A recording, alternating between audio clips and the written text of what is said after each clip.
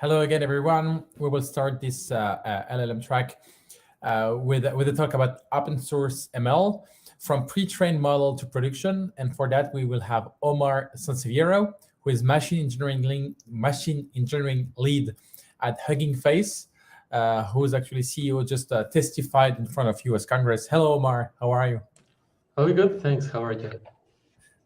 We're doing well. Yes, thank you. Open source is extremely important, and especially in machine learning, AI, and LLMs. So let's see how we can go from pre-trained models to production. And yes, and we're really glad to have you there. Awesome. Yeah, thanks. Yeah, let's get this started. So yeah, hi everyone. I'm Omar. I'm a ML engineer lead at Hugging Face, working in the intersection of open source, product, and community. So today I will talk about open source end-to-end, from pre-trained models to putting the models in production. This is a very complex topic, so of course there is no way I will be able to capture all of this in just 25 minutes. But the goal today is just to increase the awareness of which are some of the existing tools that can make it easier to use state-of-the-art models in your own products, services. All the things I'm going to talk about today are open source, are free. None of this is a paid product, so just a disclaimer. So I'll divide the talk in 4 parts. First, we will talk about how to find the models out there. So if you are already a Hugging Face user, the first 2-3 minutes will be a bit obvious to you, but after that, I will be sharing some very interesting things. After that, we will be talking about how to run inference of large language models, and then we'll see how to adjust the models for your own use cases. So if you're not familiar with Hugging Face, it's a collaborative platform for machine learning. It has 3 main pillars. So you can access a huge amount of models and datasets shared by the community. And the community here can mean the whole open source community. So you can see large companies, so Google, Microsoft, Meta, for example. You can see research labs from universities. So you can think from Stanford to many other 1,000 universities. And finally, there are also open source communities. So Elgueta AI, Lion, Open Assistant, which are open source communities that are doing interesting open source replications. So that's one of the ways in which Stable Diffusion came out there. There are the GPT Neo X and a bunch of other models that have been out there in the last couple of years. The third pillar at the Hugging Face is called Hugging Face Spaces. It enables people to build ML apps and demos and showcase what they are working on, and can also support building production services. Maybe you already knew some of this. What is quite exciting is to see the growth. So I put here some of the numbers from 6 months ago. So this is from the beginning of January. And you can see that the usage has increased significantly. So 100% for models, but you can also see that Spaces, for example, is 3 times larger now than 6 months ago. It's very exciting because this is just a huge explosion of interest in open source and many more people, companies, groups collaborating in some way or another in the open source ecosystem. For the sake of the first part of the talk, what we care more about is the model hub, so the first pillar. So you might know that Hugging Face has created some popular Python libraries. So the most popular one is called transformers, and another popular one is called diffusers. These libraries allow you to use pre-trained models by people in the community. So with a single line of code, you can load a transformer model shared by Google, for example. These libraries are very well integrated into the hub, but our goal is not to do a lock-in system in which everyone needs to use our libraries.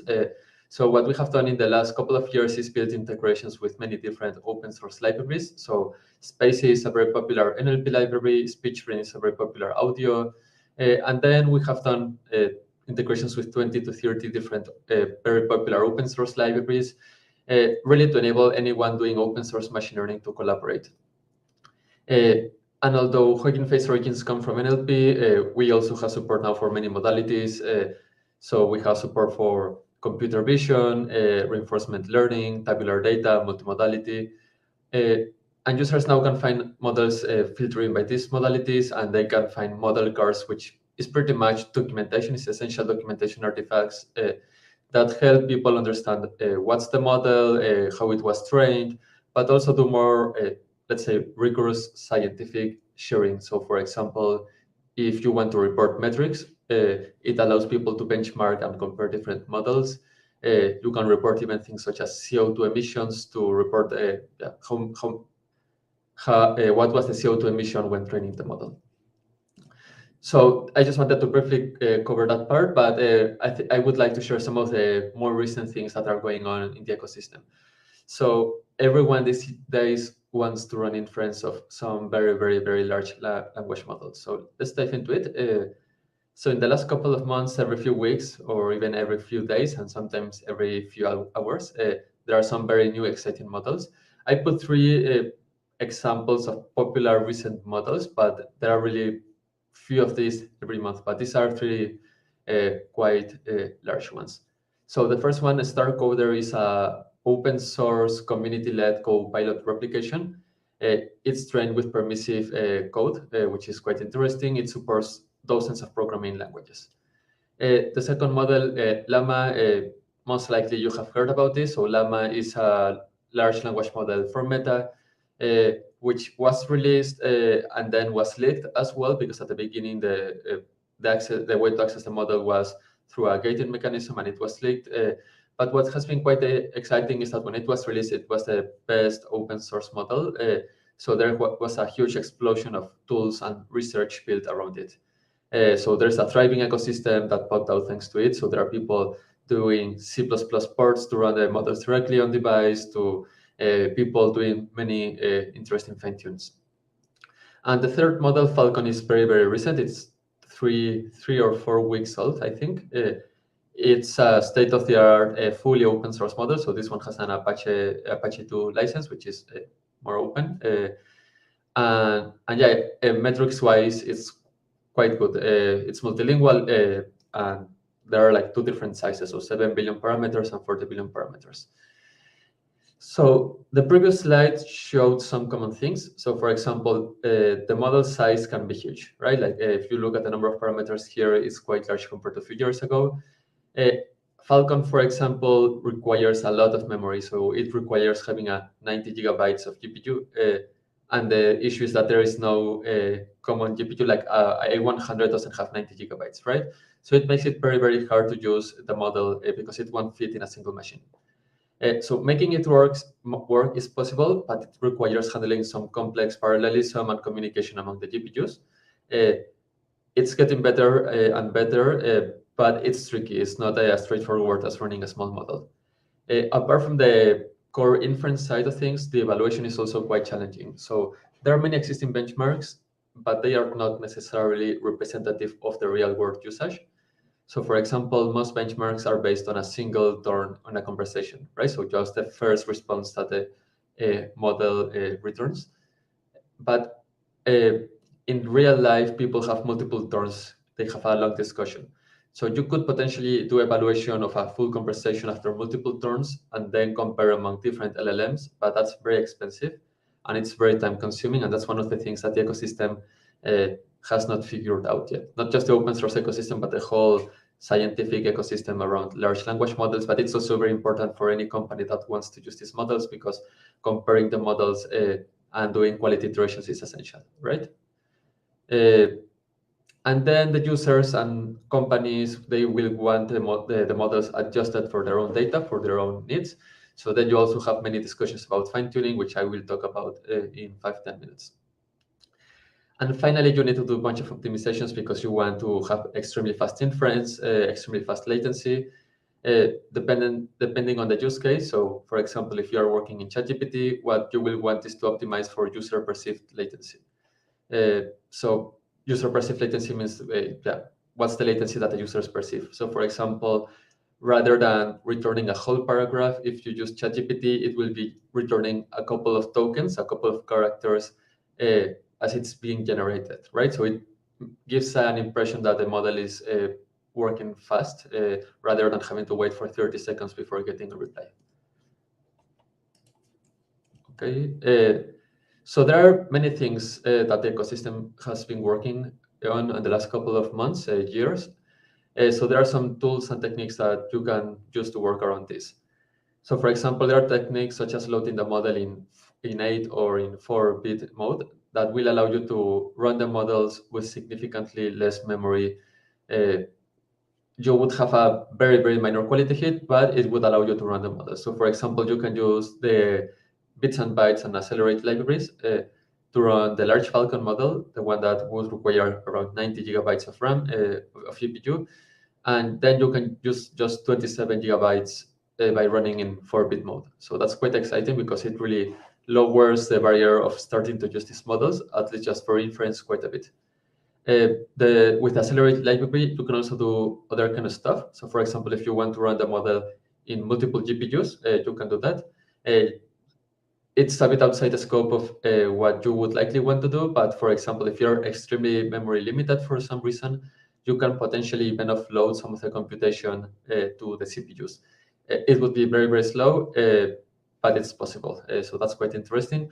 And finally, there are tools such as a new tool called text generation inference that are optimized to run inference of large language models. So I will talk a bit more about this specific tool. So it's an open source tool. It was created by Hugging Face. It's in GitHub, so you can go right now and check the code. I will refer to it as TGI, text generation inference. And TGI is really a toolbox that has combined many of the things that have been discussed in the community in the last half year, 1 year. It has, I put here the top 6, but there are many other things here. So for example, it has support for tensor parallelism, which allows you to run very fast inference on multiple GPUs.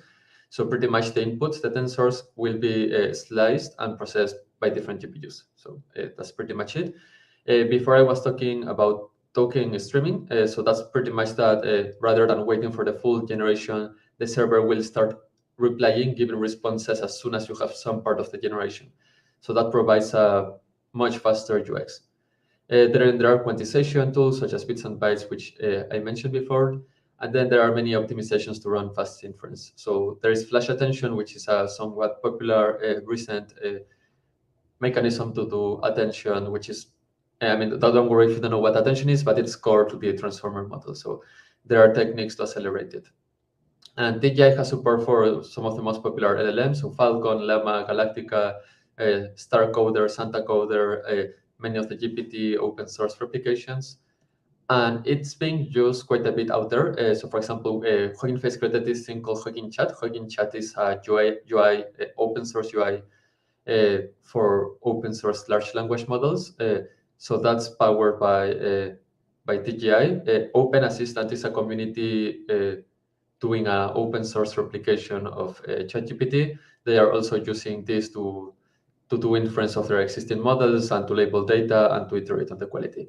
And Nat Friedman, a few months ago, released a LLM playground that's also powered from the open source side of things by TGI. So we have had quite a bit of battle testing out there in production, and at least for some of these demos, models that have been quite popular, we have built demos running with this behind. So we have lots of benchmarks, and I'm happy to share more resources later about this.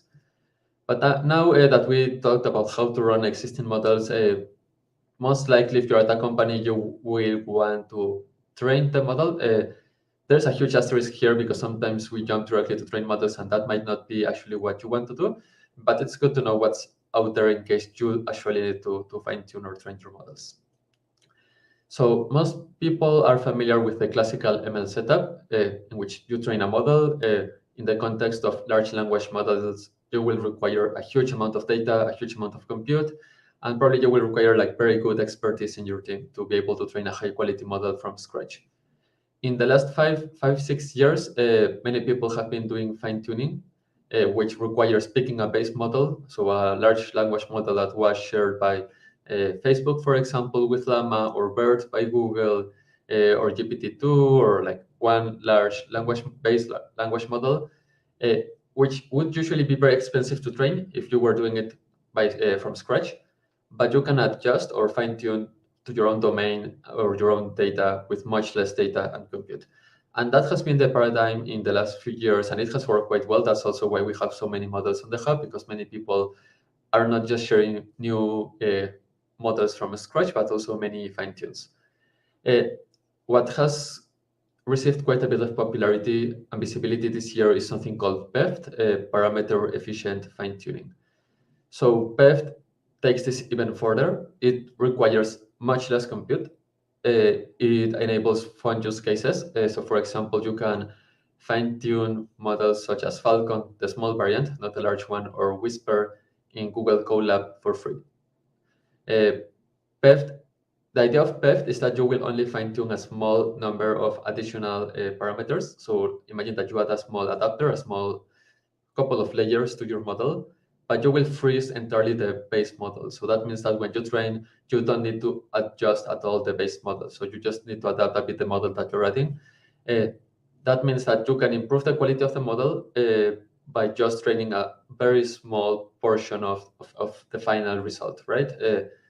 So it will add a bit of memory, so it will make the whole setup a bit larger, but it will not have lots of impact. Let me show you three examples or two examples.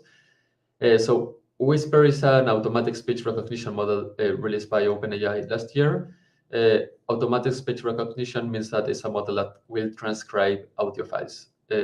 So the input will be audio and the output will be text. So fine-tuning Whisper in general is not super easy. It requires very good compute. But there is this technique called LoRa, which is one of the techniques under PEFT, under parameter efficient fine-tuning, that would allow you to just add a small adapter, which is much smaller than the original model, and enable much faster training. So you can see the numbers here. So thanks to LoRa, you can train an adapter, which is just 1% of the size, and it will allow you to have batches 5 times larger. So that means that the training will be much faster. You can run this in a consumer GPU, so most likely in your own computer, and you will have results that are on par with what you would get by fine-tuning the whole model, which would be more computational heavy and a bit harder technical wise. You would have a very small quality hit, so the quality would be slightly, very slightly smaller, but it depends a lot on the use case. So there's still quite a bit of work to be done around here. So PEFT can also be used for other things. So for example, for stable diffusion, which is a very popular open source image generation model. So for historical context, LoRa was proposed by Microsoft in the context of LLMs, but people have been able to use it for other modalities. So I mentioned Whisper before, which is audio, and thanks to this work, the community has been able to do the same for stable diffusion. So you can train stable diffusion with much lower compute requirements and with very small training weights. So for example, Dream Booth is a technique to, let's say, adjust stable diffusion for your own data. So you have probably seen these demos in which people upload 6 pictures of themselves, and then stable diffusion is able to generate images with that person or with their pets or whatnot. With Dream Booth, usually you would have as an output a huge model, right? So sharing these models is not super easy. And if you have 10,000 people doing this and you have 10,000 large models just for a small adjustment, right? So you could perform LoRa here, and the output would be a model of 3 or 4 megabytes. So it's tiny, it's small. So that means that you could even have in a single demo Dream Booth inference with 100 different fine-tunes, because each of these fine-tuned models just weighs 3 megabytes, and all of them share the same frozen base part. So that's quite nice. And there was this technique, it's very recent, it's just 1 month old, called QLoRa. So it allows you to do efficient 4-bit quantization and adapter tuning. Sorry for the amount of jargon, but pretty much the idea is that it would allow you to do PEFT even faster.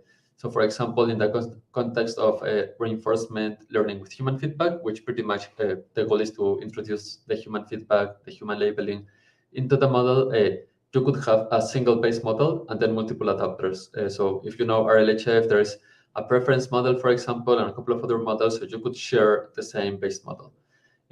I won't enter into the details of QLoRa. Again, I'm very happy to share resources after the talk, but it enables very exciting things.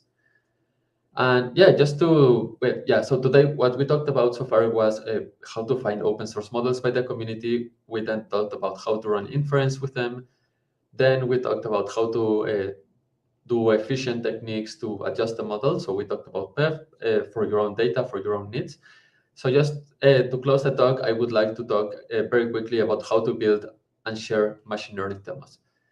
So why do we care about demos? Demos allow you to easily present to a wide audience of people. So it increases the reproducibility of the research. It enables people from diverse backgrounds to play with and debug your model. So the implications can go further. So for example, you can use demos to showcase to stakeholders. You can show impacted people from other disciplines from a very early stage in an ML life cycle. So let's say that you want a model with some medical application. So you could create an ML demo, an ML app, and show it to doctors and see how they interact with the demo. So of course, that would not be a final product, but it enables you to have very early validation that rather than working for 2 years in something that afterwards might not be used at all. So there are many popular demos out there. So you have probably seen these ones at the left. You can see Stable Diffusion. At the right, you can see DALI Mini, I think, from a year ago. So these were two of the most popular ML apps that were created. They are open source, so that means that anyone can go and contribute to it. And yeah, all of these were created with a library called Gradio. So Gradio allows you to build nice ML apps with very simple Python code. You can run them locally. You can run them in a Python script. You can run them in Python, in Jupyter, in Colab, and you can host them in Hugging Face spaces for free if you just want to run on a CPU. But again, you're not logged in, so that means that you can also host in your own servers or wherever you prefer to host things. So here, what you can see is at the left is a very typical code snippet of this. So Gradio is very minimalistic. There are two different modes. One is called blocks, which I won't talk today, and the other is called interface. But the idea of interface is that you just specify what's the input, what's the output types, and what's the inference function. So here, what you can see is that you have a Gradio interface. You have a function called classify image, which is the function that will run the inference, which will receive an image as an input and will output a label, right? And at the right, you can see that, right? You can see the user is uploading a picture of an American alligator, and at the right, you get the prediction of the model. The nice thing is this function, classify image, can be any Python code. It's arbitrary Python code. So that really means that you can have anything here. So if you use scikit-learn, you can use scikit-learn. If you use TensorFlow, you can use TensorFlow.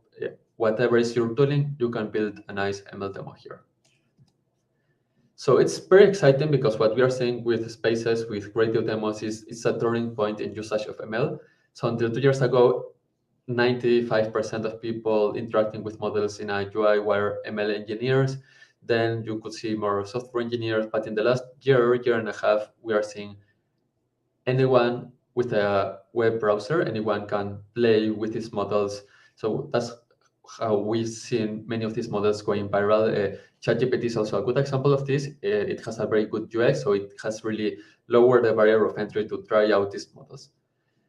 So yeah, I think all of this is quite exciting. My goal today was mostly to give a high-level overview of all of the tools and recent topics going out there. I'm happy to share more resources afterwards, and I hope this was useful. Thanks. Thank you very much, Omar. We have some questions about people interesting to host their own models and build their own models. So you said in your talk that it's still difficult to build your own models. What team do you advise to hire to build your own model? Yeah, that's a good question. It depends a lot on what you're trying to do. I think that one of the challenges right now is that the expectations, the base expectations we have now compared to a year ago are also much higher. That means that you would likely require very high quality data.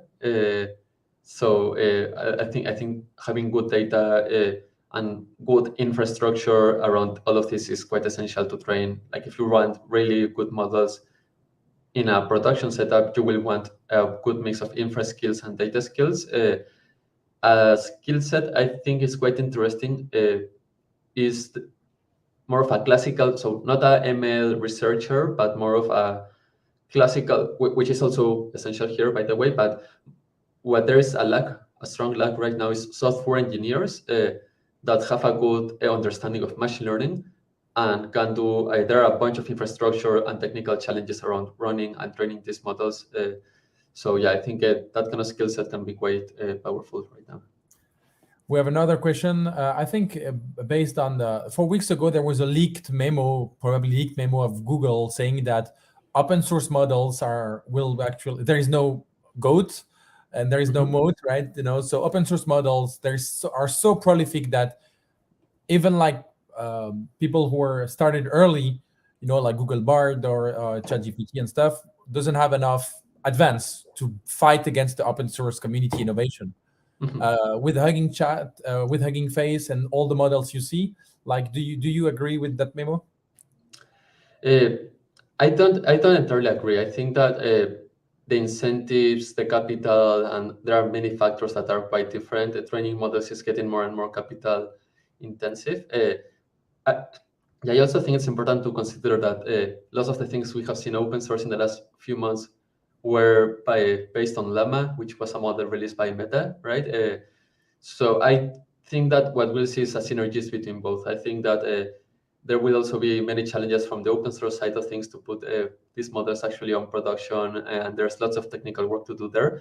But what I am seeing though is usually you would have like a big gap in time from the moment in which a company like has some internal model in research side and you would see a model with similar quality. I feel the time in which this like the current gap is getting closer and closer. So right now you are seeing the open source ecosystem moving much faster compared to 4 years ago.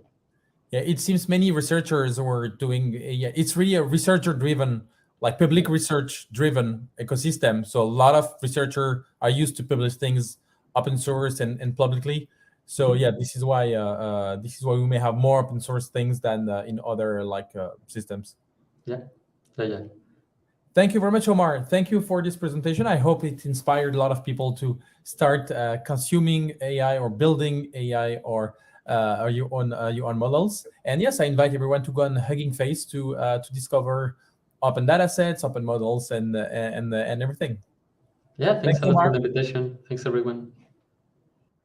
Thank you. If you have any questions, you can actually reach Omar on social media. The thing is, of course, so that was an introduction. We will continue to talk about LLMs, but it's important to talk also about security, API security. We had some question in the chat about API security. So right after, really early, we wanted to have a session about API security, just to be sure that we have all of this aligned when we will talk about the potential of LLMs. So yeah, and for that, we will have as the next speaker, we will have Tony Lauro. Yeah, hello, Tony. How are you? Hey, I'm great. How are you doing? We're doing fine. Thank you very much. And again, a lot of questions about API security, like which are the main threats and how to secure your APIs in this new ecosystem. Let's call it like that. So yeah, glad to listen to your talk and have questions from the community.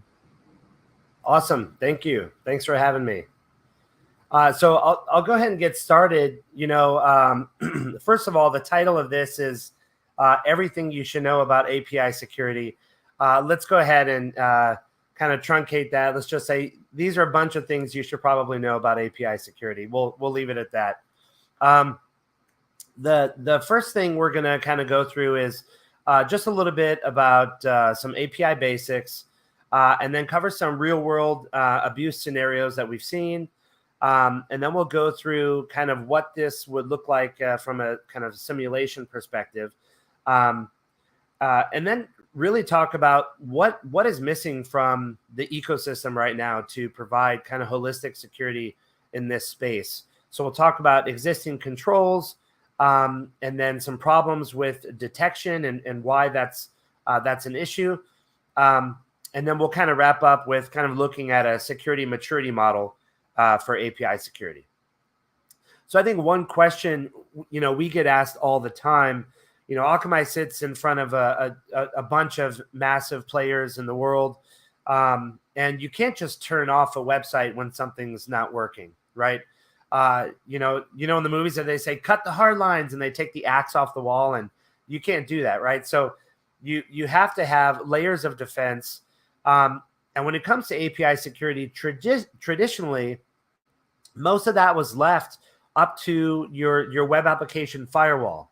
So on the left side here, you'll see in the green, This is our protection that we use. It's called Web Application and API Protector. But this is where you're doing big things like handling DDoS, offloading, major attacks that you should never even have to worry about at the application level because they're obviously abusive. So DDoS, bot mitigation, things that are actually web application exploitations.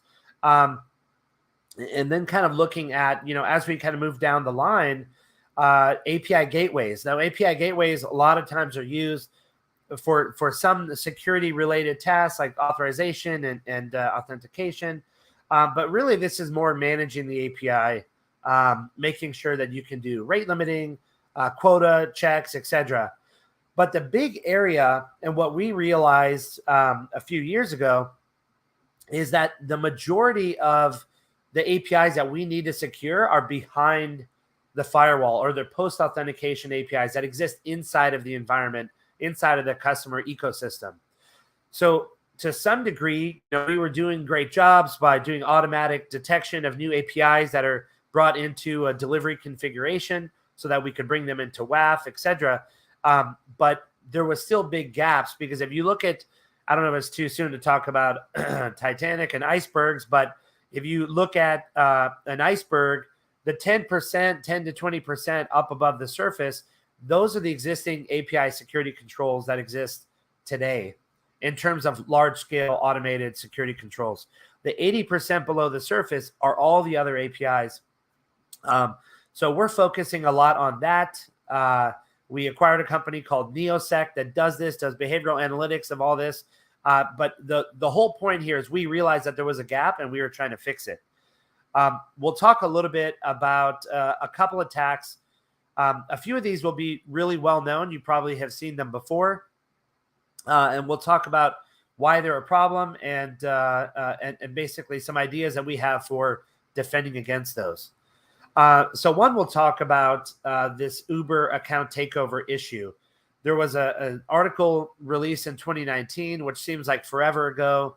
I like to call the pandemic the blip. I feel like we all just kind of disappeared for a little while and came back. But this is a really good article. It talks about simply how this researcher from a phone number or email address were able to get full account takeover for any user on the Uber app. And we'll talk a little bit about how it took place. So the basic request flow looks like this. The first API request is a post to this add driver. And basically, if you know an email address or phone number of a user, the response that came back in error was the UUID, the user UUID for that particular user. The second API request was a post to this get consent screen details, providing that UUID. The response that came back was a ton of sensitive information. We'll look at some details here and PII, but ultimately this was a misconfiguration, something that should not have happened. But a lot of times, from a development perspective, we are assuming that the app is going to suppress a lot of this extraneous data that we respond with. And in this particular case, that was probably supposed to happen. But obviously, if you're looking at the raw returned output, there's something very dangerous here. So we'll see here this add driver. I'm just simply putting the phone number of the user that I want to whose account I want to take over. That's easy enough to find. For a point of interest, it could be the mobile number of a CEO who's traveling, or mobile number of your good buddy and you want to prank them. I don't suggest that, obviously, but issuing the phone number and doing this post request, this basically gave back this error message that returned the UUID of the user. Next, take the UUID and submit it to this get consent screen details, and that returned all of this information. I mean, there was tons of information here, like home address, birthday, etc. Kind of basically everything that you would use when you sign up for Uber in the first place. So this is obviously a big problem. This is covered in API 3 of the OWASP API Top 10 as excessive data exposure. This is really kind of two vulnerabilities being used here. One, in the sense that the API was sharing too much information and unnecessary information, including the UUID of the user, and then the kind of the excessive data exposure piece was really looking at the idea that Uber assumed that the app was going to filter out the rest of this information. It shouldn't have been included in the first place, but that's a bad issue. It's a bad practice to return all of this through the API, which I think is one of the kind of the main things to look at here, mainly because you don't need all of that information, right? The user certainly does not, and technically speaking, unless you're going to do something with all that information, on the client side, why would you send it in the first place? The second vulnerability that took place here is BOLA. This is covered under API 1 of the OWASP API Top 10. This is broken object level authorization. And effectively, this is really the idea that when one user authenticates and they get an access token that allows them access into the application, being able to request information and request access for another user's information, that is a bad practice. Of course, it's probably good practice that they were using UUIDs instead of easily enumerable user IDs. So if you had user ID like 10,001, and I said, what happens if I look at user ID 10,002 and you start to, enumerate this way, that'd be a lot easier on the attacker to get more information, right? To enumerate all of this. The problem here is that because that error message returned the UUID, you're now exposing information unneededly. So there's two vulnerabilities here. And again, I'm making a request in this particular issue here. Case, I'm making a request to get account information for my username, but based on the initial access token, I can make a request to view any username. That's a problem. The other vulnerability we're going to talk about is a data exposure with an app called Schoolio. This is a school app mainly for German-speaking students. And it basically collects information about users and does study planning, personality tests, even tutoring, etc. Mainly to collect information to show better ads and better monetize for their platform. What we saw here, an article was posted in 2021. Which I got to give this guy props for creativity. The subject was "Visit the Basement of Horror." It's pretty dramatic, I got to say. But effectively, what happened here was a BOLA vulnerability was discovered in this Schoolie app, and the attacker was able to make an API call to this Explorer, and the response of that was giving them profile information about other users. The second API call was used to specifically take a UUID of a user they wanted to attack and then make a similar request like what we saw in Uber. Basically what happened here as well is I can sign up for a user account on pretty much any app in the world. There's not much restriction. So the initial entry point into the access token world of being able to use the app is just to simply be a user. This is why security teams are focusing so much on new user creation. They're seeing bots creating new users so that they can later come back and monetize these accounts via either exploitation, on the app side or the business logic side. or they're creating accounts. Just say if I'm gonna buy a sneaker from a big shoe company, I want to have an account that has existed for some time. So I'm going to create accounts. I'm going to give them some life, give them some browsing activity habits, etc. And then I'm going to come back with automation and use that checkout API function to basically snipe the shoe of choice, right? This again is addressed in API 1, the broken object level authorization. The attacker had to send the UUID of the victim to get the PII return, but obviously what you return upon making an initial request is probably this has to do with vulnerability scanning. I mean, even when you do sequence number prediction for operating system vulnerability scanning, you're basically querying the TCP stack of the operating system and seeing how it responds. And based on those response metrics and timings, you can figure out what operating system it is in a close enough range. So the idea here is when you query an API, only return the amount of information that is absolutely necessary to make the call function properly. So BOLA was one of the vulnerabilities here in the Schoolie app. The other one was improper asset management.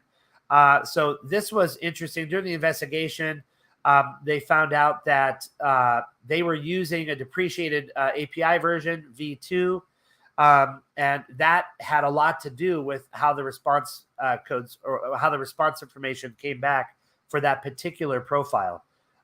If they were using V3, the risk would otherwise have been reduced. But here's an example of the V2 response versus the V3 response. Obviously there's metrics and security updates that are being done all the time. Some of which are just based on the resource libraries that developers use and not necessarily their implementation.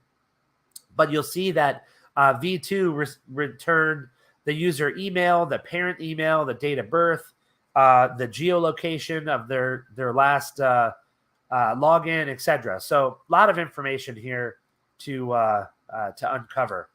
Now, there's some big challenges. I think detection is kind of one of the biggest problems, right? Because I mentioned before, most of the security detection that organizations are doing are either using web application firewalls. So you're looking at the consumer to business API calls, the public-facing API calls. And that might be easy enough, right? Your web application firewall is looking for different types of activity. You might have a risk score that says, hey, this IP address previously did something bad, and now they're hitting this login API. Is that of concern? Maybe, right? We've seen during ATO campaigns, account takeover campaigns, and general credential abuse campaigns, 4 out of 5 times they'll hit the mobile API as opposed to the web front end. This is because they know that there's probably less scrutiny around that. They're used to seeing automation, so all the automation scripts that they're using for those logins kind of goes under the radar. But the other big problem with detection is really looking at all the different areas in which we as defenders have to jump in here. Shadow APIs, you don't know how many APIs you have. They're not well documented. You don't have a good inventory. And in terms of vulnerability, you might have a pen test team that you work with that's testing these APIs, but you don't know which ones are vulnerable or contain PII or are riskier than others. Plus, teams suffer from kind of alert fatigue because you're always getting, as an AppSec engineer, you're always getting feedback from these scans or from these teams that say, hey, fix this, fix that. So it's hard to prioritize. And finally, you don't really have any idea how easy it is for these APIs to be abused, or if they currently are being abused, right? by partners, competitors. There's the main problem is you don't know what the usage is supposed to look like, so you can't create any kind of baseline. Now, sure, you could probably see if someone's hitting a certain API to an exorbitant amount. That might be due to a fat finger from a partner relationship, and maybe they're supposed to make a request once per hour, but they're making it 1,000 times per minute. But we usually look at the adverse effects of improper API configuration to tell us if there's a problem. The other and last problem I'll talk about from the abuse perspective is most of the existing tools don't understand the business logic of the API. We already know that all the APIs that are inside of our environment, post-authentication APIs, etc., those are they're kind of exposing business logic, because the assumption is when callouts come to those APIs that the authentication has already happened. You're in the safe zone, so to speak. So all of that, back-end API communication, including, automation and orchestration for any cloud environments and environments that you manage, the business logic around, what those are supposed to do and how they're supposed to function is very gray, especially to your cybersecurity teams. So the concept here is how we think about dealing with BOLA, for instance, and other business logic abuses. And the goal here is we're trying to say, we see that a threat actor is making a request and a resource is being accessed by a threat actor. Then they're making a request to another resource.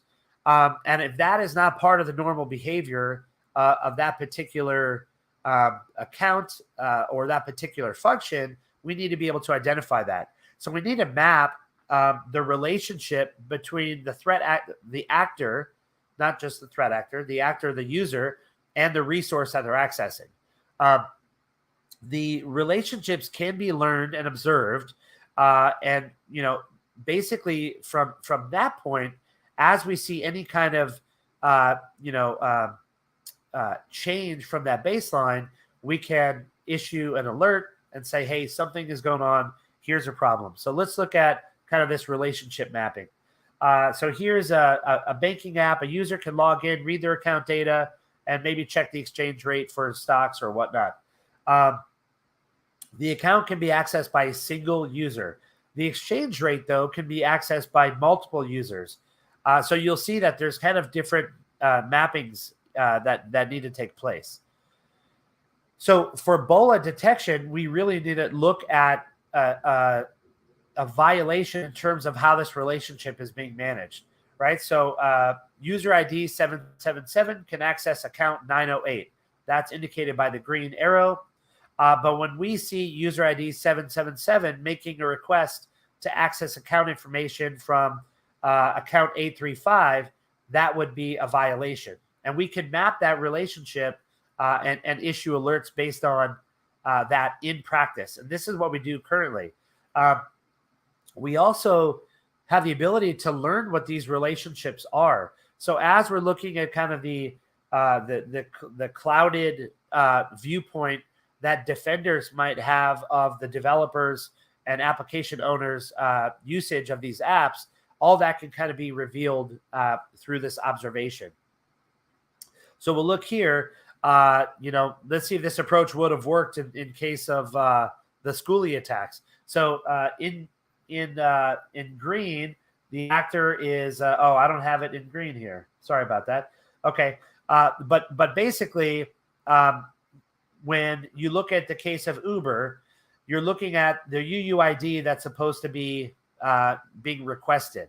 The goal here is what we're trying to say is if you see one user requesting information across multiple user or profile IDs, that's obviously an issue.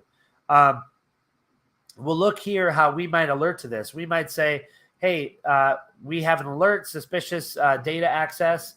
And then in plain English, like here's what's happening, right? We have an endpoint. This is the endpoint being used. The user is trying to access more than one username. and then here's some information about what's happening. That kind of upfront alerting and capability is critical, because right now we don't really have, the industry doesn't really have a way to manage this. The other thing is kind of the discovery process. I mentioned that before. So when you start looking at, and this is kind of what we do, is we run basically XDR type analytics and behavioral recognition against all of the API activity that goes on inside of your infrastructure. So this requires you to basically feed information, bring it up into a data lake. You obviously remove PII and tokenize any sensitive information. And then you have this massive data lake where you're looking now at the potential, the relationship between all these different APIs, how they function, and again, the relationship between how they're being accessed over time. And doing this over time is sometimes a big issue. There was a big vulnerability account takeover with Facebook that, I think it was 40 million accounts that were compromised via a vulnerable API. And essentially what they had to do was revoke all the access tokens so they could kind of start fresh, because, attackers were able to jump from one account to another using this method. Obviously, just showing the news is kind of passé at this point. We know that this is a big issue. There's even issues in automotive security, unauthenticated APIs taking requests, via their local Wi-Fi or cellular connections to unlock a door or to lock a door of a vehicle. Think OnStar here, or any other service that's remotely accessible like that. These are the use cases in which attackers are taking advantage of this stuff. So we look at security model. We already talked about the idea that, the tip of the iceberg is really what cybersecurity teams are focusing on today. They're focusing on web application firewall detection. And you need that to offload and to handle big, massive requests. But we've seen on the Akamai platform that over 80%, we're getting closer to 90 now, % of all hits on the Akamai platform are API related. If you ever do any traffic monitoring at your house, you'll see almost every call out from your device is an API call. So we need to wrap up. We reached the time, so please, if you can wrap up. Okay. Oh, sorry. I had 24 minutes and 25 seconds on my timer. Sorry about that. Anyway, but here is the security maturity model for where you need to go, from visibility to discovery to being able to audit risk, to detect that there's a problem and respond. And then the big picture is, how do you manage this and look for ongoing issues over time. So all right, sorry about that. No worries. Thank you very much, Tony. We have one quick question. Does API security to your mind, is the realm of API management practice, or is it more like still a pure play practice? I think there's different disciplines, because real true API security has a lot more to do with understanding the business logic of the API, how it functions, what this process flow looks like. I think it's a lot more AppSec related and a lot less, just pure application or API management related. There's two separate practices, and we need experts in API security to understand what's going on and do this analysis. Yeah, perfect, Tony. Thank you very much for that. Thank you for this overview.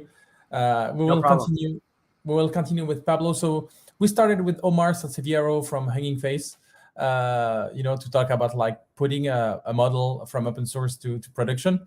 We talk about API security just to be sure the concerns of APIs are well understood. But now let's talk about the use case and application with Pablo Elgueta. Hello, Pablo. How are you? Hey, Mary, I'm good. How are you?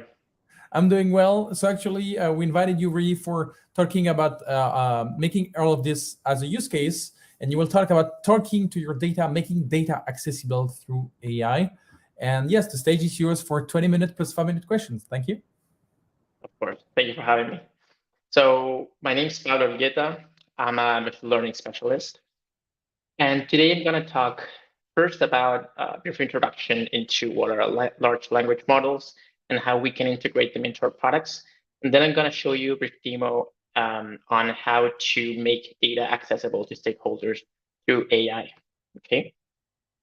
So first, we're going to cover what are LLMs.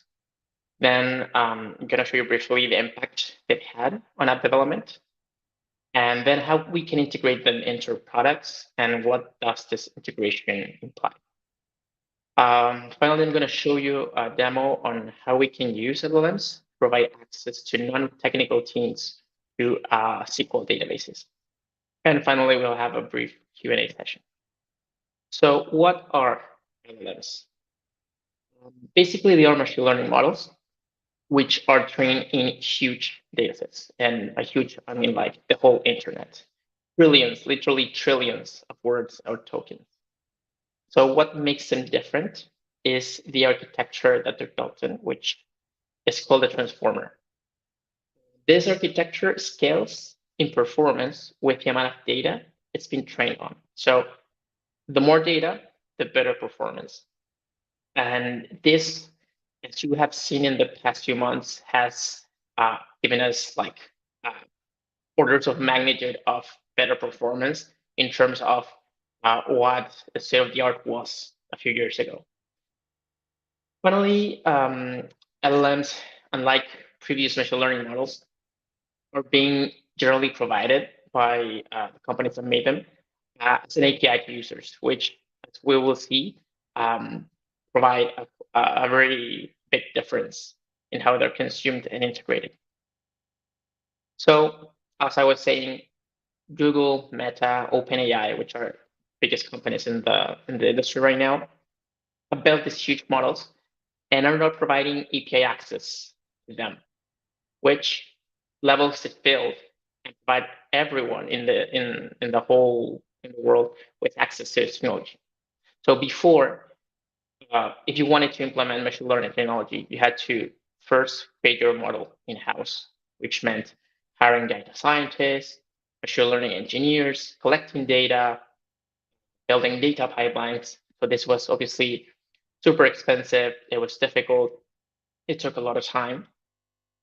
And the other big impact that LLMs have had is also that, as you might have seen from, for example, ChatGPT, they're very versatile. So they can perform multiple tasks, like, for example, translation, summarization. They can generate content and even reason to a certain extent. So as I was saying, they're very versatile. And finally, we can see that all of the complexity that these models used to have, and that they still have, now with LLMs, it's abstracted. So the way we are accessing them is through an API layer, which abstracts all of the complexity, which makes integration into our products way easier.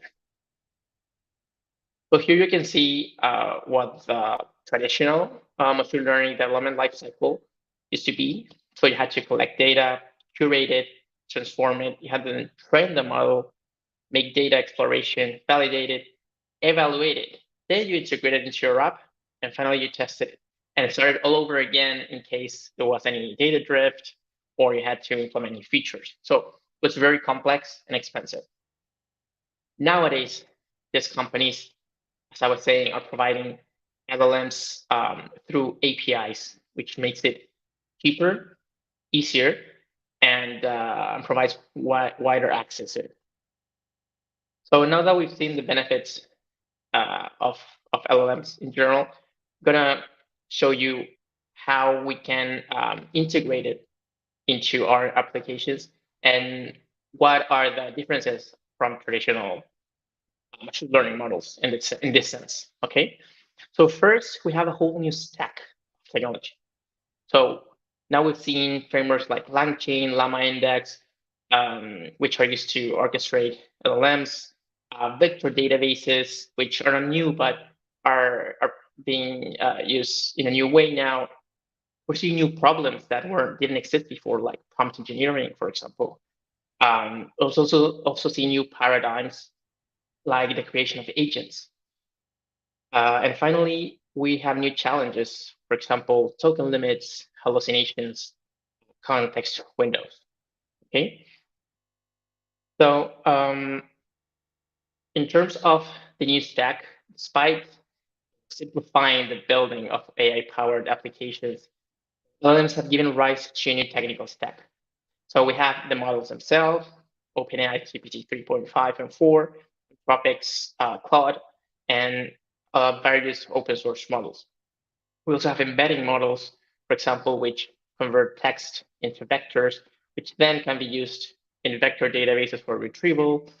We have orchestration frameworks like LangChain and Llama Index, which are used basically to coordinate all of these pieces and integrate them into our traditional apps. We also have evaluation frameworks to allow us to test and measure the performance and accuracy of our models. And obviously external APIs that provide interaction with Web 2.0, so to speak. So as you can see, it's a whole new ecosystem. And this had a lot of implications for teams which need to retrain and learn new skills.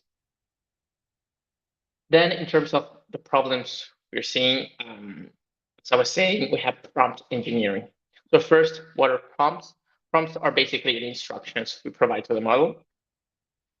They have various components. First, for the instruction itself. So we tell the model what to do, how to use external information if we provide it, what to do with the query, how to construct the output, for example, if you wanted to provide put it in JSON format, for example. We can also provide external information in the prompt in the sense of providing context to the model. For example, providing additional sources of knowledge through a vector database, for example, or through API access. And finally, the query itself, which is the human user input. So then what is prompt engineering? So personally, I find that prompt engineering is the art of getting an LLM to provide the desired output. Why the art? Because LLMs, as you've seen, are non-deterministic, which means that providing the same input won't necessarily yield the same results every time. And on top of this, they are extremely complex. So it's still not widely understood how they operate to get the results they provide and how we can get them to provide useful results consistently. So for example, we have techniques like chain of thought, which basically consist in telling the model to think step by step. This yields the benefit of providing better results, as it's been studied on various papers, but also provide a way of debugging sort of the model. Then in terms of new paradigms, we see the creation of agents. But what are agents? Agents are LLMs that have been given access to tools. For example, a Python interpreter, Google search, SQL database, or Microsoft 365 apps. But why is it a paradigm shift? LLMs, as we mentioned before, are very versatile. They can do translation, summarization, basic reasoning, but they're still limited. For example, ChatGPT is awful at math. So like even with simple sums, it will get them wrong sometimes. And agents come to fix those limitations.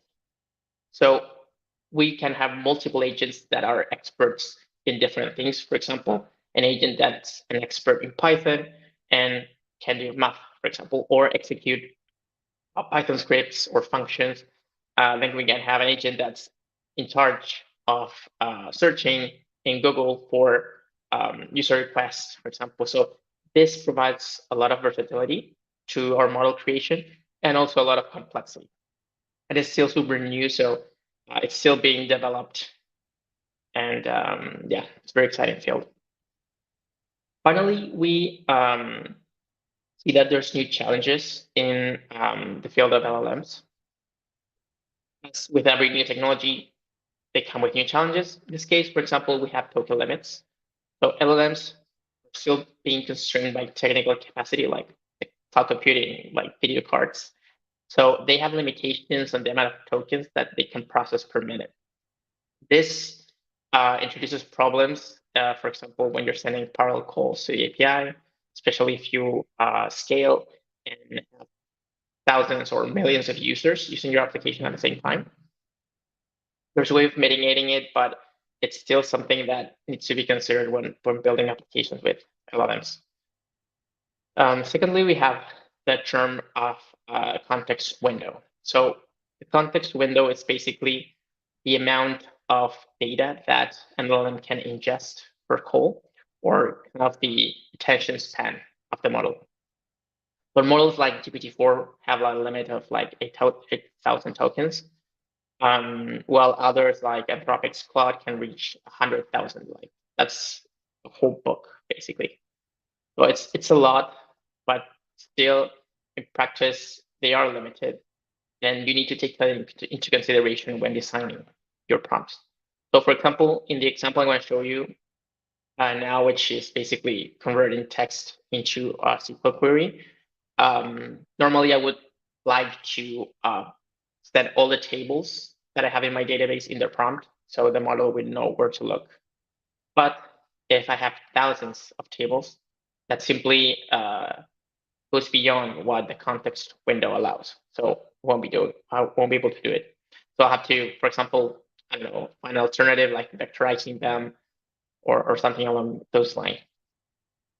And finally, we have hallucinations. So what are hallucinations? Basically, they are, like the name implies, cases where the model will create information that it's simply not true. So you will ask it, I don't know, what's 2 plus 2 plus 2, and it'll invent a whole answer. Or you can ask it for the birthday of a president, and it'll come with a date out of nowhere.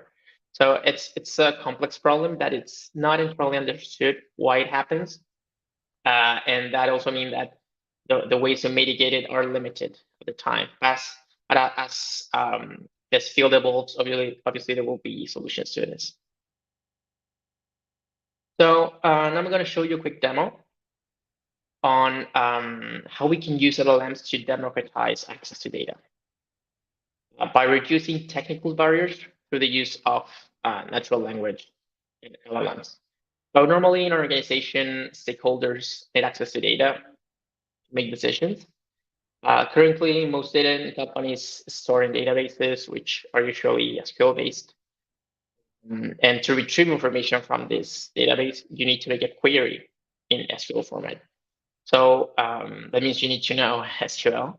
And usually you need a team of analysts, which are in charge of going through a database, creating the queries, selecting the data, and formatting it in an appropriate way for consumption, which will usually be an email or a report. So this means that stakeholders don't have immediate access to data. They have to wait for the analysts to provide it to them. So, and they also need to expend resources in hiring people to do it. So by allowing LLMs to basically act as an interpreter between natural language and SQL queries, we can improve decision-making speed, productivity, and even human resources usage. Okay, so I'm going to show you. Here you can see the bot in Affiliate AI. So we're going to ask it a question. For example, give me the ROI per campaign for 2023. So we run the query here. The model is basically translating my query into SQL and going to a database. So we see that the ROI per campaign is 6.34%. Now I'm going to ask it, okay, how much revenue did we generate yesterday? There we go. We generated $78,000. Now we'll ask it top 5 affiliates by commission. It'll show the IDs to protect the privacy. So there we have the information almost immediately instead of having to ask an analyst. And we can ask in terms of performance, for example, and it'll provide an answer. So we can see that it's very powerful. Obviously, this is still in its infancy. We're still beta testing, for example, the feature of having them all draft an email, for example, that's ready for to send to your manager with all relevant metrics, and even incorporate the ability to create charts and graphics based on queries, for example, as an image. So it's all very new, but you can see the possibilities for augmenting efficiency and basically empowering humans and stakeholders to do more with less. So now we'll have a Q&A session. If there's any questions.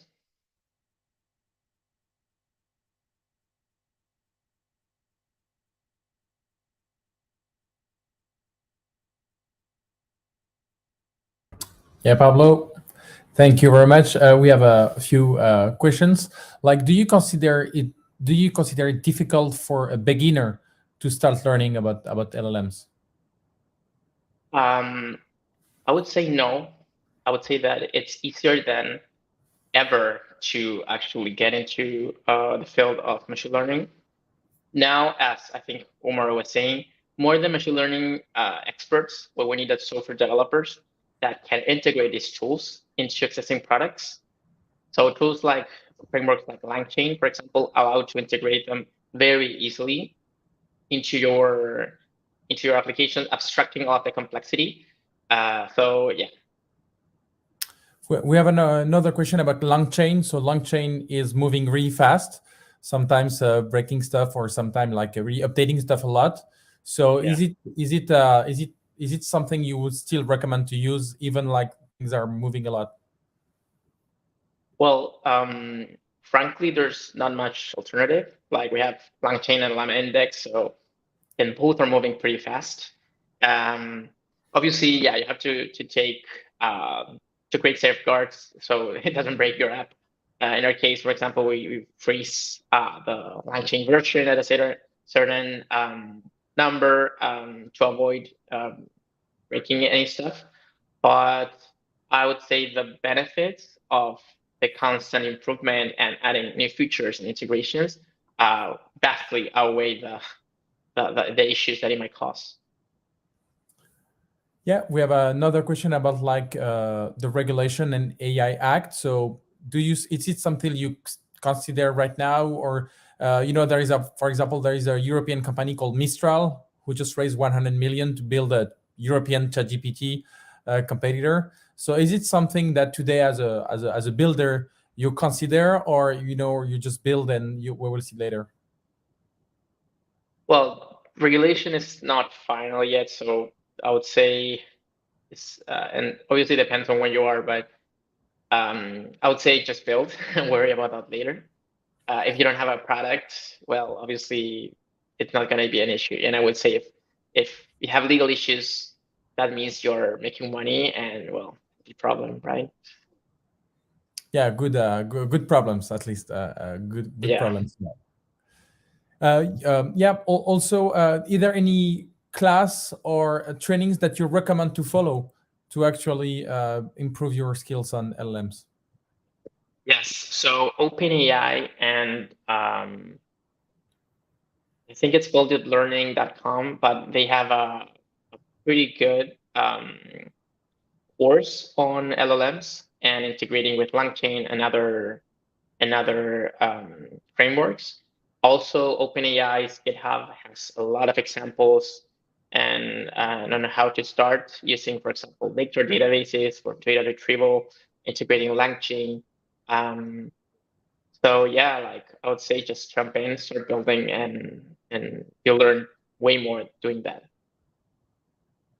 Yeah, I think we don't have any more questions. Thank you very much, Pablo, for this presentation and the demo. right? And also thank you for explanations. Of course. Bye. Bye. And so now we introduced a little bit about LLMs. We will go back to talk about like on the API management side and how finally to make these APIs and these LLM and AI compatible. You know, having your own APIs, get into LLMs or into LLM plugins or stuff like that. So this is why we will have Alexandre Airvault from with us from Blobr. You're on mute, Alexander. But Hey, everyone. Sorry. yeah, we're really glad to have you. You know, there have been a great debate this morning actually with Eric Newcomer about like LLM and APIs. Like, how can we sure we can still manage your APIs, or let's say publish our APIs and have safe interactions with LLMs. So I think yeah, your talk on how to make them compatible is and make them ready for AI is on point. So yeah, the stage is yours for 20 minutes plus 5-minute questions. Thank you. Okay. Thanks a lot, Mehdi. Really excited to share what we have learned along the way. I'm going to share first a few insights about what we do at Blobr and explaining maybe a bit more from where we're speaking about. So what we do at Blobr is that we are kind of the Shopify for APIs. We help companies who have APIs to create their developer portal so that they can expose, manage, and monetize their APIs. We provide a sleek portal where the user can manage their API keys, they can have monitoring, have consistent information with documentation about the APIs. And we help the API providers to package the APIs to create API products that are easy to consume for the end users. So providing this breadth of features, we looked at AI as an extension of where we can build those API products and how we can make them consumable by through other sources. So what we have built actually at Blobr and we are releasing now is actually the possibility to create your ChatGPT plugin directly from Blobr. So on top of having your different endpoints available, you can now have a plugin that can be used in ChatGPT for now and other LLM next. So it makes the API consumable in a different way, and that's what I'm going to share. What we have learned the way we built the product and made a lot of tests building that. So definitely, what you can see is that you can still have the list of endpoints on your portal, but then you can manage the usage of your plugin and get the link to make it work on LLMs. So what I'm going to speak about today is how LLMs are actually provoking a new paradigm for APIs, our key learnings on the interaction between APIs and LLMs that we learned, and then how it's going to shape the APIs of tomorrow. So first, I think we all realized like less than a year ago that there was a big storm thanks to LLMs, very different actors. Some provide like OpenAI, I would say, open source solution. And then you have other solutions like Llama from Meta, you have Bard from Google, and you have this fierce war of AI that those big actors are doing. And definitely it makes the use of those LLMs very quickly super easy for anyone to plug data sources, and APIs are the oil that is actually plumbing those LLMs to provide the results. What we have seen is that before, APIs were mainly used by developers, so roughly 28 million developers in the world consuming APIs, making machine-to-machine connections. And now with LLMs, it's changing a lot, we believe, how APIs are going to be consumed, where potentially 7 billion users can directly consume the API, not even needing an integration from a developer.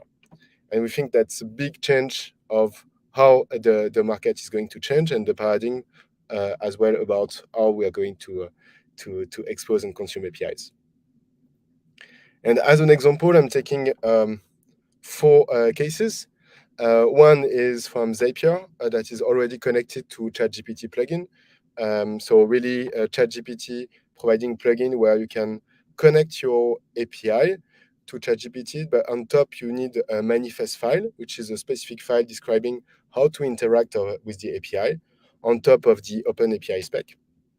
Zapier has done that, and actually it's helping them to create new businesses, a new business, sorry. So in the sense that potential new customers can discover their service through ChatGPT and start to open an account on Zapier to create those apps that some of you might know, like integrations that you can do between different tools. Another one is Kayak, the service from which you can book plane tickets. So in this case, they provided a plugin so that you can require information for a flight and book directly from the plugin. Definitely, it's a new distribution channel for them. Really easy to use for the end users. Next one is HubSpot CRM, quite famous worldwide. What they have built is a ChatGPT plugin, kind of, meaning that it's not directly a plugin in ChatGPT, but it's the same underlying thing. And basically, it's helping other people, which are not salespeople, to consume and understand the data from HubSpot so that they can ask in natural language questions to the CRM. It's super powerful, so if you want to share with other team members. Then the final example is Pennylane, which is an accounting solution. And definitely for this solution, it's a good opportunity to upsell customers. So providing a new feature, not only going to the UI of the SaaS, but potentially you can connect through ChatGPT and ask questions, and they can monetize that. So there are very different ways to approach it and how you think about connecting your APIs to LLM. But what we see as quite common is that it's kind of similar to API landscape, meaning that either you share your API for your partners, your customers, or everyone else, so potentially new customers. It's kind of one for one same schema about how API are consumed by their environment. So for partners, growing a distribution channel is super important for Kayak. Existing customers, you can upsell customers with Pennylane, or it's as well useful for stickiness with HubSpot, and then creating new business with Zapier. Those companies, I was explaining kind of the ChatGPT plugin. I've created their plugin for some of them on ChatGPT, so that it can be consumed directly from the interface of OpenAI. You can just install a plugin, and then from this plugin you can ask questions related to the plugin, and the LLM will help to understand the question and make the right request to your API through the plugin. But you have as well the possibility to create your own plugin. So if you are a ChatGPT Plus today, you need to pay like $20 per month. You can start and ask for the access to develop your own plugin. So if you have an API, I'm sure most of you have, it's a good opportunity to try and learn directly from there. When those companies create plugins, actually you can connect public plugins like the one I was explaining from Kayak with your private plugin. But your private plugin can be from your own API because it's your own API service that you have created related to the data of your company, or it can be integrating a tool that you are using, a SaaS, directly in ChatGPT and try to interact between your data in the tool that you are using with public data from Kayak, for instance. So what I've done here, it's a cool example where I'm asking to book a trip from Paris to Rome with my wife, and I want to have some flight options to book a flight. So checking that with one public plugin from Kayak, and then I get as a response the options, and I want to make a task that I'm going to have a to-do list task to ask whether it's fine for my wife. So it's kind of automation that it's automatically done with ChatGPT, where it's going to provide the result from Kayak, understand the content of the result, and then create another task in Todoist. Just a small example to show that it's not only public APIs, but it's as well private APIs that you can link to ChatGPT. So what it means bringing APIs and how to make them compatible with ChatGPT. With Blobr, what we have done is we help companies to create plugins based on their own data or the APIs that they are using daily. So for instance, you can plug your Notion, you can plug any CRM that you might want to have. You can plug any tools that you are using as a SaaS. And what it brings is like a frictionless experience where you can share with teams that are not experts with the tool per se, to ask new questions that you were not easy to answer, or otherwise would require the expert to answer for those end users. So really, that's really helping to have data literacy in your team about all those topics. You can get as well complex insights that are not easy to uncover. So potentially linking different tools together, you can make it work. You can have, of course, the user experience enhanced, because part of the UI is dead thanks to APIs, because you can just ask questions in natural language. Big change in the experience from end users. And all of that, you can make it work in 5 minutes, and you don't need to make the integrations one by one, trying to make the integration for a specific topic. But once you have integrated an API and the plugin the right way, you can ask all the questions related to the data and potentially link it to other tools. So really powerful, and bringing a new type of scenarios and use cases right now. A cool example is an example from Salesforce. We're not using Salesforce. It's not real data I'm sharing. But as you can see, Salesforce can be complex, and you need sometimes to be an expert to use it, right?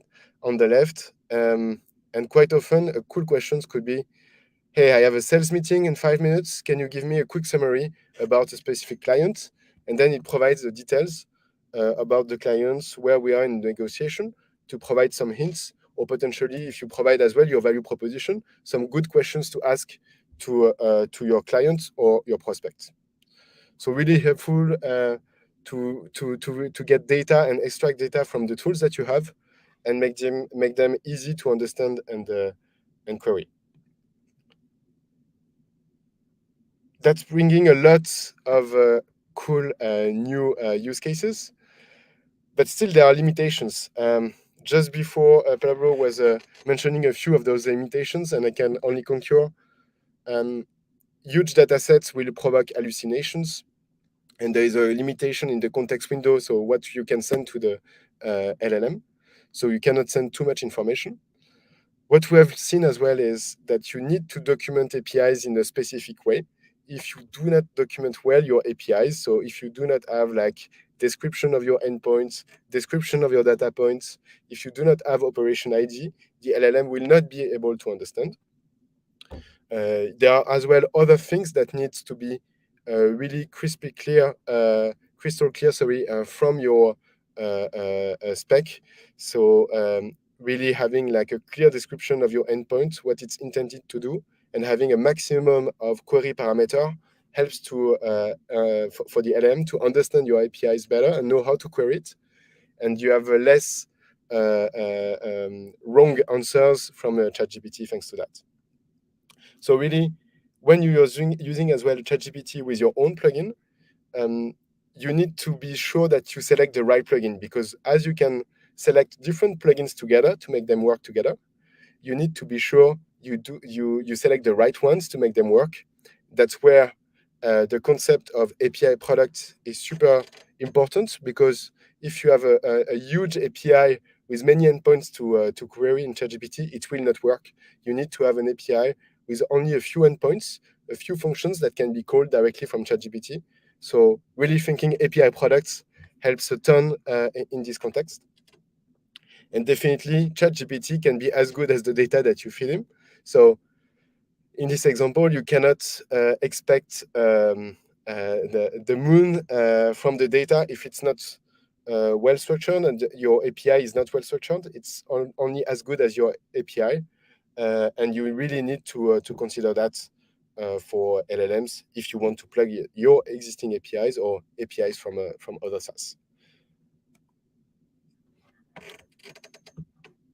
And last thing I wanted to share as well is definitely that with the ChatGPT plugin creator, we are helping companies to create their ChatGPT plugin in seconds. So from their API, we create a wrapper simplifying the API, transforming the API into products that are different use cases that are easier to understand from ChatGPT, avoiding hallucinations, trying to reduce the content that is shared in real time to the plugin. And all of this makes it better using a ChatGPT plugin, for instance. But you can as well manage granular access to data and rate limits, because still you do not want to share your plugin with anyone and having like open bar consumption to your API. You still want to have like some control and management of the content that you share. So potentially you want as well to be able to filter some confidential information. So potentially email address, unique user ID that you want to filter out dynamically before that you send it to a LLM. And then finally, you want to have visibility about how your APIs are used by ChatGPT. Understanding what are the questions potentially that are asked to your APIs, and to dynamically improve the content of your ChatGPT plugin, your plugin for LLMs. So based on the data on the data from the questions that you have, you can iterate on the plugin that you provide. And finally, there is the monetization option that is, of course, interesting still, where in some cases you want to monetize your ChatGPT plugin, and that's quite linked as well to the API monetization space, with some different things where we see that it's a bit more a subscription model at the moment and not really pay-per-use model that are applied, because it's not still a mature space and it needs some time before evolving from a subscription to pay-per-use model. That was it for me. We are working a lot with the team on all of this. Happy to share and answer questions if there is any. Thank you very much, Alexander. One question about like how it's easy to use the, let's say, for example, ChatGPT plugin.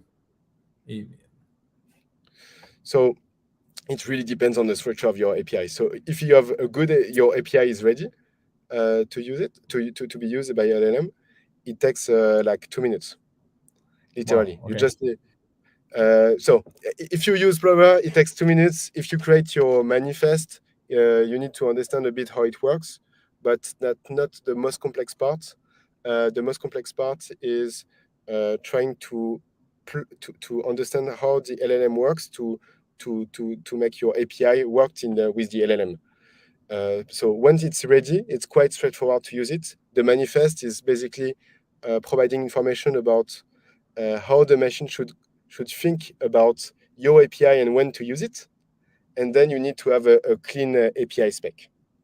So open API spec, and then you are good to go. Okay, quite interesting on the ease to do it. So I have a personal question here. 25 years ago, like 20 years ago, people used to say, if you're not indexed by Google, you don't exist, because if you don't allow robot.txt to crawl your website, you will not appear into search engines. And so when people will search on search engine, they will not find you, at least on Google. For LLMs, do you consider that at some point, for example, ChatGPT is 100 million users, they may have 1 billion users in, I don't know, a few months, few years. If your APIs, if your data, if your, like Kayak or others, are not indexed or does not train LLMs, you will not exist in this new interface. Do you consider that? So yeah, that's I think that's the main question everyone is asking. I have some discussions on that, but how to figure out what would be the next world, and I would not commit on a specific opinion on this, right? But what we see is definitely that people using LLMs at the moment, plugins, they try, when people start to use the LLMs for free, so they provide more services for free, and then they try to bring back to their services on their websites to trying to circumvent a bit OpenAI or ChatGPT for the moment.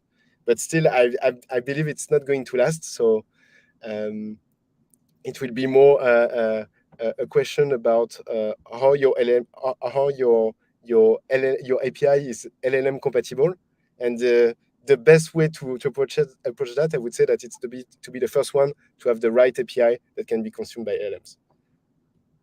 Yeah. Okay. So like it's really hard to find if it will be a great opportunity, but be there at least, so when people will look for it, they will know you. Yeah, because for example, the example of kayak, if you ask an LLM what's the best cheapest flight to go from that way, if you're not there, you cannot be compared by the LLM, right? So yeah, it's the fight for the user interface and the user time and interaction. So yeah, no, extremely interesting.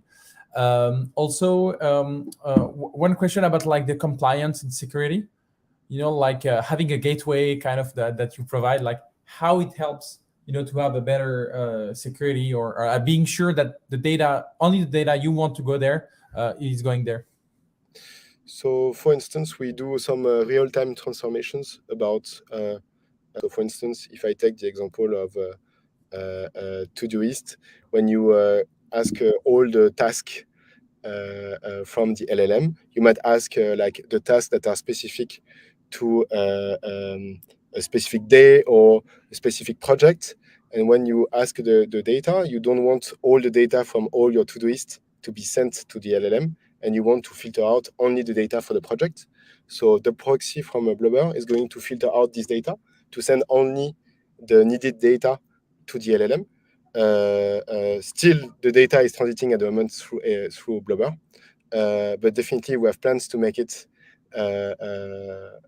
used locally, so that you can host it as well locally to avoid any data transmitted to external parties. So trying to share only what is needed is a way to avoid sharing too much information as well from the LLMs. That's one way to circumvent that. And then you were mentioning Mistral, definitely some. I've heard from the speech before. Really interesting what is going to happen in Europe with all the talents that we have. We have opportunity as well to do something about this. Perfect. Thank you very much, Alexander. Thank you. And again, if you don't want to know more, you can go on blobr.io for that. Thank you. Thank you. See you. So the event is streamed on Eastern time zone, so it's time for lunch there or dinner if you are based in Europe, or really late dinner if you're based in Asia for API Days interface. So yeah, we will see each other in 50 minutes, like 50. We'll see each other in 15 minutes at 1:15 Eastern for the break. Thank you and have a good lunch. Bye.